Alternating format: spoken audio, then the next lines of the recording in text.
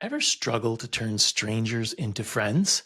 As a business and life coach, I see tons of clients, especially late bloomers and men over 40, who struggle with loneliness. It's real, it's painful. So today, I'm sharing a science backed 3-part framework based on Stanford's relationship dynamics course. People pay thousands and spend weeks to learn this, but I'm going to break it down for you right now so you could start using it tonight. Imagine you're going to dinner with strangers, maybe using an app like Timeleft that sets up group dinners. Here's how you actually connect. Level 1 is warm up conversation. Start simple, break the ice, and keep it light and non personal. Hey, nice to meet you. Oh, have you been to this restaurant before? Hey, what looks good on the menu? This type of thing makes people feel comfortable.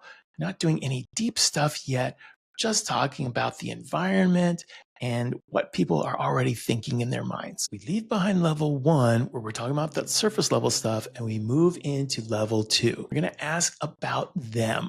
What do you do for work? What's something you're passionate about outside of work? And maybe even dig a little deeper with follow-ups that get people talking. Oh, you mentioned you do this for work. So what got you into that? Okay, you said you just moved here. So what's that been like for you? I heard you just said your hobby is stand-up comedy. Was that scary when you first started out?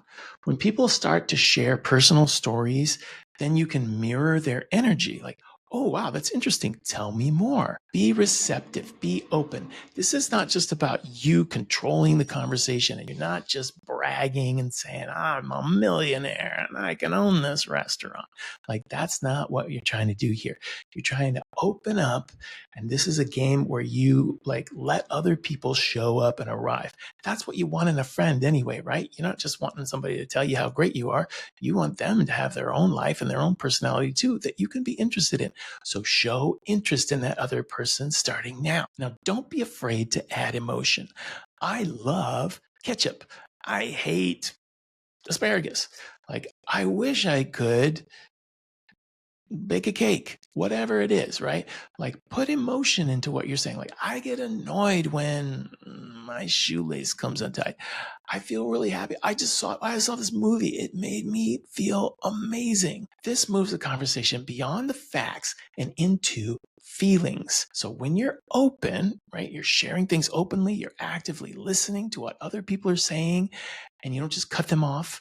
You are expressing feelings. Like, that's the territory to building a bridge to a connection. But those things alone are not enough. Now that you're open, you're listening to other people, you got feelings coming back and forth. Now we're in level 3. This is where trust and real connections can happen. So you're asking the right questions from level 2. Now make sure that you actively listen.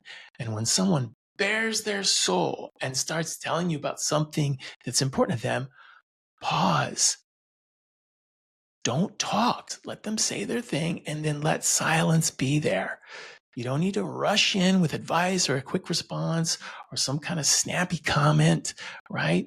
You don't have to just be funny when somebody's saying something that's serious to them. Take time. Acknowledge it. Wow, that must have been really tough. Or that sounds amazing. Like, how did that change things for you? When people feel heard and they feel understood, that's when the connection becomes real. And here's the key. When you feel a connection, say it. Hey, this has been great. It's so cool meeting someone who shares my interests.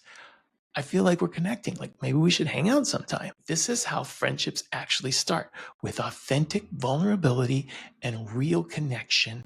Now, if you're over 40 and you want coaching, if you think I could help you, email me. It's in the description of this video. We'll hop on a 15-minute consult, see if we're a good match. Also, if you want to know what not to do at these Timeleft dinners, check out my other video on Timeleft. It'll tell you what not to do, save you from making a big mistake. Thanks for watching. I'll see you in the next video.